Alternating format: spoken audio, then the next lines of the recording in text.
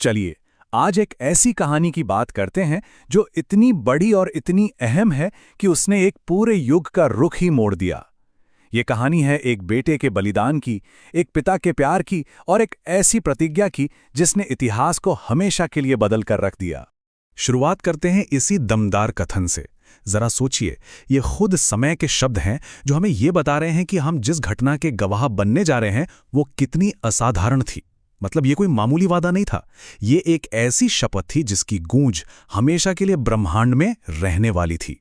तो इस पूरी कहानी के केंद्र में है एक राजा की दुविधा। हस्तिनापुर के राजा शांतनु, जो एक साधारण मछुआरे की बेटी सत्यवती के प्रेम में पड़ गए थे। पर जैसा मैंने कहा, यह सिर्फ एक प्रेम कहानी नहीं थी। इस प्यार का सीधा सीधा नाता था पूरे साम्राज्य के भविष्य से। राजा की अपनी खुशी और उनका राजधर्म दोनों आमने सामने आ खड़े हुए थे। तो सवाल ये उठता है कि आखिर राजा शांतनु के सामने मुश्किल क्या थी? ऐसी कौन सी शर्त रख दी गई थी सत्यवती से शादी के लिए जिसने एक ताकतवर सम्राट को इतना दुखी और बेबस कर दिया? और शर्त ये थी, सत्यवती के पिता ने मांग रखी कि हस्तिनापुर का सिंहासन राजा के सबसे काबिल और प्यारे बेटे देवव्रत को नहीं मिलेगा। नहीं, सिंहासन मिलेगा सत्यवती से होने वाले बेटे को।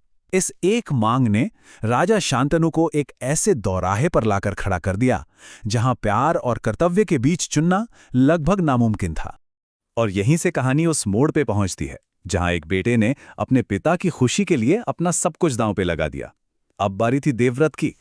जब देवव्रत ने अपने पिता को इस तरह दुख में डूबे देखा तो वो चुप नहीं बैठे। वो खुद सत्यवती के पिता के पास पहुंचे इस गुत्थी को सुलझाने के लिए, और उन्होंने एक ऐसा वचन दिया जिसकी किसी ने कल्पना तक नहीं की थी। यही थी वो भीषण प्रतिज्ञा। सोचिए, उन्होंने सिर्फ सिंहासन का त्याग नहीं किया बल्कि कभी शादी न करने और संतानहीन रहने की भी कसम खाई। ऐसा इसलिए ताकि भविष्य में उनका कोई वंशज सिंहासन पर अपना हक न जता सके। ये एक तरह से आत्मबलिदान की पराकाष्ठा थी। और इस प्रतिज्ञा का असर फौरन और बहुत गहरा हुआ। इसने देवव्रत की पहचान को हमेशा हमेशा के लिए बदल दिया। वो अब राजकुमार नहीं रहे। सोचिए, जब राजा शांतनु ने अपने बेटे के इस भयानक त्याग के बारे में सुना होगा तो उन पर क्या बीती होगी। वो डर और दुख से कांप उठे। उन्हें अपनी खुशी की कीमत का एहसास हुआ, और वो कीमत बहुत बहुत ज्यादा थी। और इसी भीषण प्रतिज्ञा की वजह से देवव्रत को एक नया नाम मिला, भीष्म। ये नाम उनके त्याग और उनकी अटूट शपथ का प्रतीक बन गया। देखिए, ये बदलाव कितना बड़ा था। देवव्रत, जो जन्म से एक राजकुमार थे, एक उत्तराधिकारी थे, अब भीष्म बन चुके थे। एक रक्षक, एक संरक्षक, जो अपने जन्म से नहीं बल्कि अपनी ही प्रतिज्ञा से बंधे हुए थे। उनकी किस्मत अब जन्म ने नहीं, उनके अपने चुनाव ने लिखी थी। अपने बेटे के इतने बड़े त्याग को देखकर राजा शांतनु ने उन्हें एक अनोखा वरदान दिया। पर वो वरदान एक तरह से आशीर्वाद भी था और एक शाप भी। एक पिता होने के नाते शांतनु जानते थे कि वो अपने बेटे के इस त्याग का कर्ज तो कभी नहीं चुका सकते, लेकिन उन्होंने उसे एक ऐसी शक्ति देने की कोशिश की जो शायद उसके दर्द को थोड़ा कम कर सके। उन्होंने भीष्म को इच्छा मृत्यु का वरदान दिया। इसका मतलब यह था कि भीष्म की मृत्यु सिर्फ और सिर्फ तभी हो सकती थी जब वो खुद ऐसा चाहें। मौत भी उनकी इजाजत के बिना उन्हें छू नहीं सकती थी।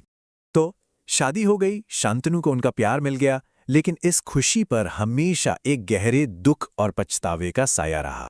राजा शांतनु के इन शब्दों से उनका गहरा अपराध बोध साफ झलकता है। वो खुद को एक ऐसे पिता के तौर पर देखने लगे थे जिसने अपने स्वार्थ के लिए अपने सबसे लायक बेटे का भविष्य ही छीन लिया।